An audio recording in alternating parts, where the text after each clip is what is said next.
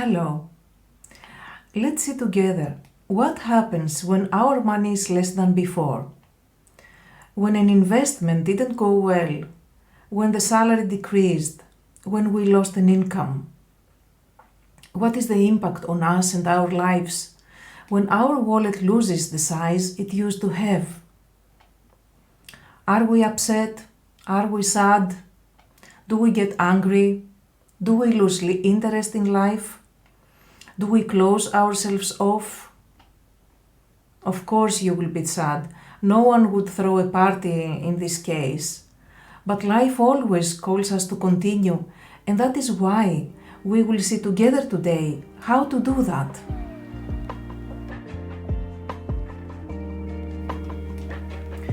Let's first see what happens if you keep the sadness inside you for a long time. Sadness, gloom, anger is the path that leads to the consolidation of the current economic situation and its deterioration, because you constantly confirm it with your agreement and strengthen it with your energy. In addition, every day you lose your vital energy, which is not used constructively. Instead, it is trapped in negativity. Your energy potential decreases, and your ability to respond to the new circumstances and manage your life is constantly falling. You know, when you look at things from the energy side, you draw real and useful conclusions. Nothing happens in life without energy. Wherever you look, at whatever level and whatever action, you will see that when is energy available, things happen. And when it is missing, nothing can be done. We usually experience this phenomenon of lack of energy as fatigue, occasional fatigue or chronic. Undue fatigue, without prior physical or mental work. We feel that we are not in the mood to do even our daily tasks. Something like crawling, which is the opposite of feeling the power to turn the world upside down. This kind of fatigue appears after a feeling of failure in one or more areas of our lives. We failed exams, we failed to keep a partner, a friend, a salary, or we did something which was considered good in our eyes, but it was not acknowledged, or it was underestimated by others. The boss didn't acknowledge our work and fired us. The girlfriend left you although you loved and cared for her. Depending on how important was the failed purpose for us, the intensity and the duration of the tiredness can also vary. It's absolutely a personal matter. People who know how to manage their personal energy, to not trap it, to not lose it, but instead to use it constructively and increase it, are naturally in an advantageous position. It takes a little observation, and this extremely important knowledge and skill can be acquired. In which actions, activities, and habits do you waste your energy, and with which ones do you use it constructively and increase it? Make your list, and you will immediately take control into your hands. Just because the emotional response of sadness is very common does not mean that it is the best or that it serves us at all. Sadness is a disease and needs treatment like any other disease. How do we do that? let's give ourselves some time to think about our money and the change that has happened. Some time to realize what has changed. If we can't think clearly indoors, at home or in our office, then we better go outside for a walk. Sadness causes an introversion of attention. This is not so good because we need to have our attention extroverted in order to handle our life. Introversion is healed by being in an open space and extrovert our attention there. On the road, in the park, in the forest, on the mountain, wherever this is possible. We walk to be on the move, and this is the cure of the stuck or stopped mind in the problem, which is I have less money than before. We look at the environment and simply observe the trees, the sky, the houses, the people, the cars, whatever is there. By controlling the attention, we control the mind. We need it when we are overwhelmed by uncontrollable negative emotions. We keep going, doing that until we feel a little better.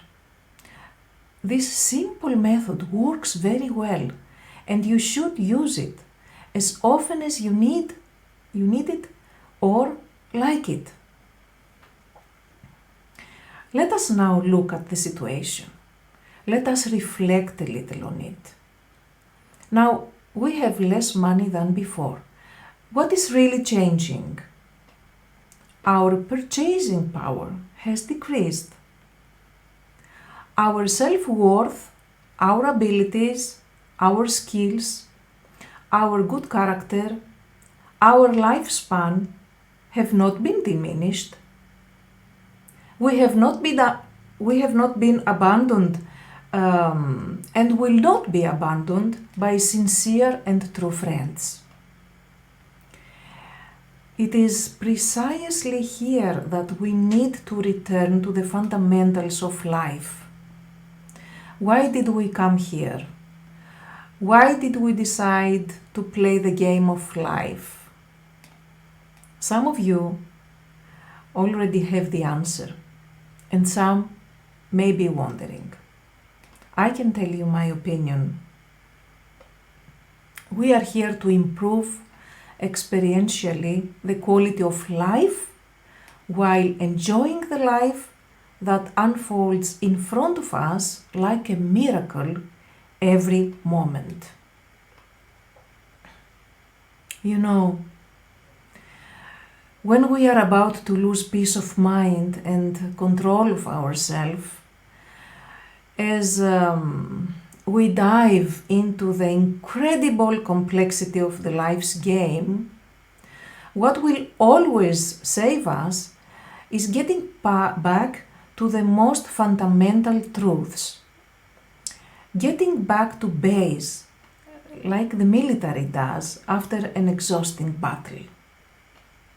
It withdraws to its base and rebuilds its forces.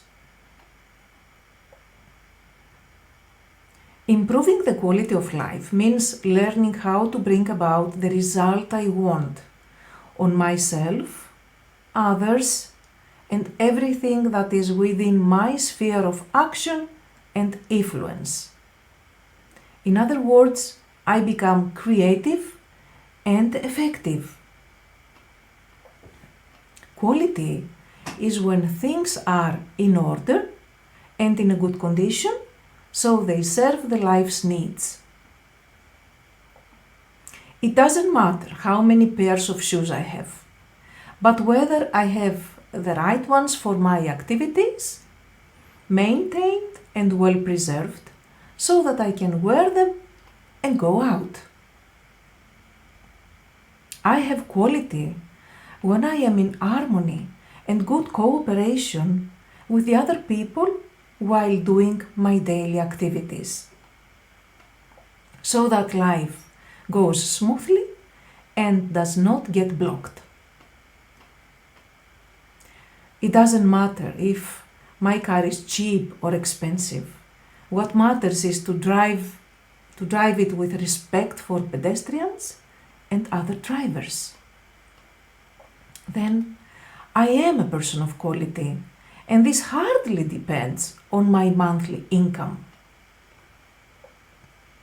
Efficiency means spending the least amount of time and energy to get the most out of it.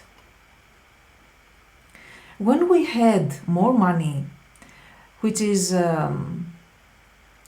indeed a type of energy, money is a type of energy, it was obviously not very necessary to measure the time and energy we spend.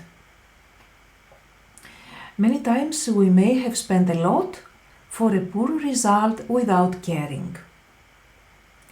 Now, when money is less than before, we need to become flexible and change our behavior in order to survive and continue to improve the quality of life. A change in our wallet is a condition change. When conditions change, we just change behavior. We do not stop living. We do not abandon our purposes. We do not fall into inertia or misery. We are changing the way we act. The sooner we react, the better, because for the necessary changes, we need all our energy potential. Every hour consumed in the state of sadness, we lose some of our energy. Just as the car at a standstill loses battery power and after a while will not be able to start autonomously, it will another power source to help. In the game of life, changes occur, and the definition of life really is what is constantly becoming.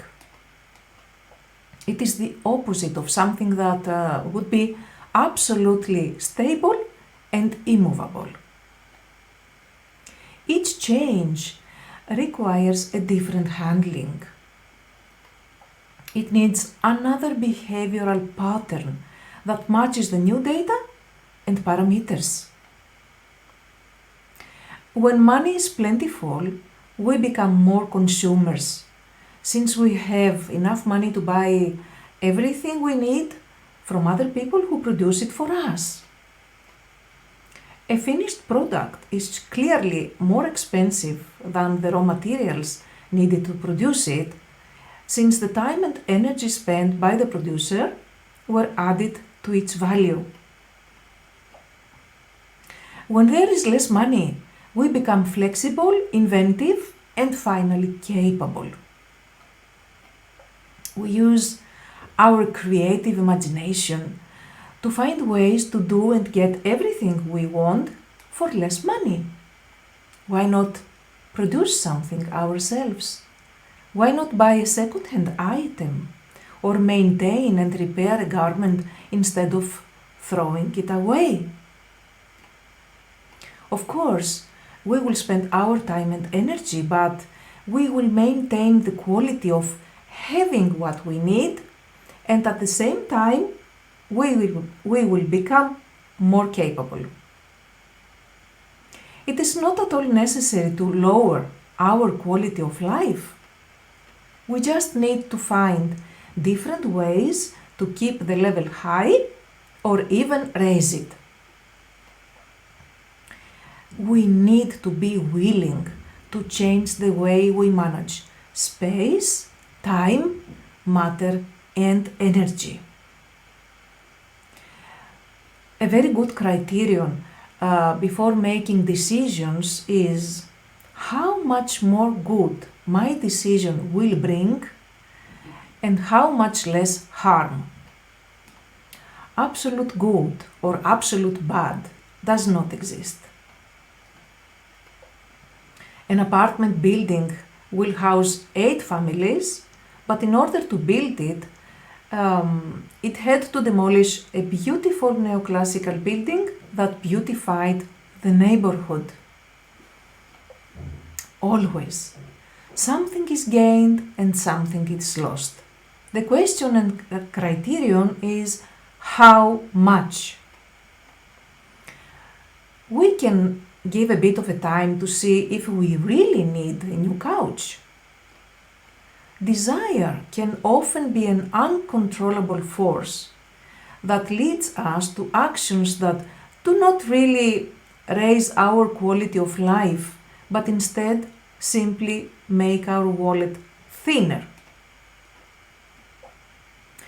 A desire is born very easily, very quickly, and in many ways, but that doesn't mean that it has to be satisfied just as easily, just as quickly, and in every way. We don't need to get everything fast if we don't have all the money needed. Even the waiting time for something we want has its beauty. We buy what we need based on their aesthetics, practical value, and longer lifespan, and not so much the brand or whatever they are in line with fashion. Through all this, you will have the opportunity to discover how inventive and creative you can become now that you have the necessary level of necessity. Do you remember the saying, "In need, the gods are convinced"? This means that when something needs to be done, it is done. It succeeds. Who does it? You. Why? Because now it's necessary. Too often, skill seems to be the daughter of necessity. Low level of necessity equals low creative capacity equals low ingenuity, at least for the majority. Some very wise people, although they have the money to buy everything ready, continue to produce on their own the things that they need or want to have, and thus they maintain their ability. Have you noticed that if you don't drive for a while, you somehow lose the ability to drive? If you don't cook a certain food for a while, have you forgotten how it's done?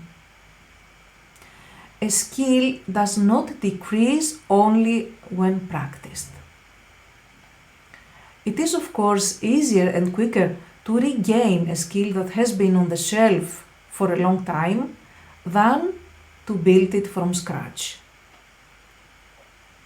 It's a paradoxical phenomenon, I know, but it's obviously happening. A condition change is a test and a challenge to see how many things we are capable of. The amount of money is not the biggest factor. The management of the available amount is the factor that always determines the outcome. It doesn't matter how much we have, but how we manage what we have. I cannot say enough to cover the value of good management, not only about money, but about everything that happens in the totality of life. You have all probably heard of people who had a lot and lost it because they managed it thoughtlessly, and for others who had little and prospered. Have you ever come across stories of people who manage to turn poverty into abundance? It is not the majority. However, a small number of events, which is the exceptions, show us the possibility. Under no circumstances should we stop enjoying life. What we need to do is find ways that fit the current circumstances and people who would like these ways to create beautiful life experiences together.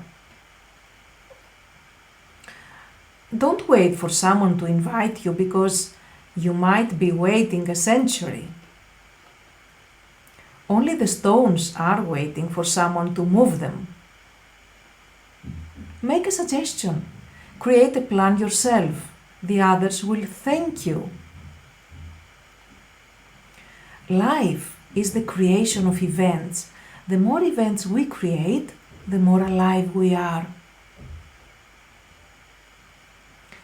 We might have often eaten in restaurants and that was very pleasant, but this doesn't mean that now we cannot have picnics in the countryside with friends or with family. And this is probably a greater pleasure since we can also play games or go for a walk after eating, which makes our experience fuller and richer. In addition, the quality of food is often better if we buy the ingredients ourselves, while the restaurant must in every possible way make a profit from us. Instead of going to the movies, we can invite friends for a movie at home, where the armchairs are more comfortable and the kitchen next to us with the pot bubbling the popcorn. You see that if we want to discover and focus on the advantages, they will start popping up from all corners. In the contrary, the state of sadness makes us unable to see in 1 meter. The possibilities are always there, and we only have to see them and use them. The world is full of obvious things that few discover, and only when this is necessary or when they are interested enough. As we do all this, we put ourselves in the state of having and not in that of not having, and by doing that, through the mechanism the like attract the like, the abundance of money will come to us much sooner again. If we can be flexible, inventive and creative, stress disappears and self-confidence grows. All these nice changes happen because now you can see the life situation from many different angles, and this is the complete opposite of the mind stuck to only one point of view, which is my money is now less than before and therefore I have to be depressed. Remember that distress is actually my inability to have more than one opinion on a subject, so my mental space narrows. The folk's wisdom describes it as drawing in a spoonful of water.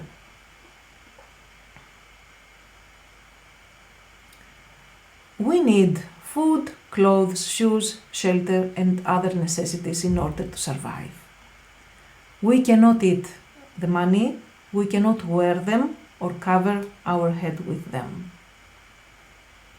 Money was created to be a convenient medium of exchange.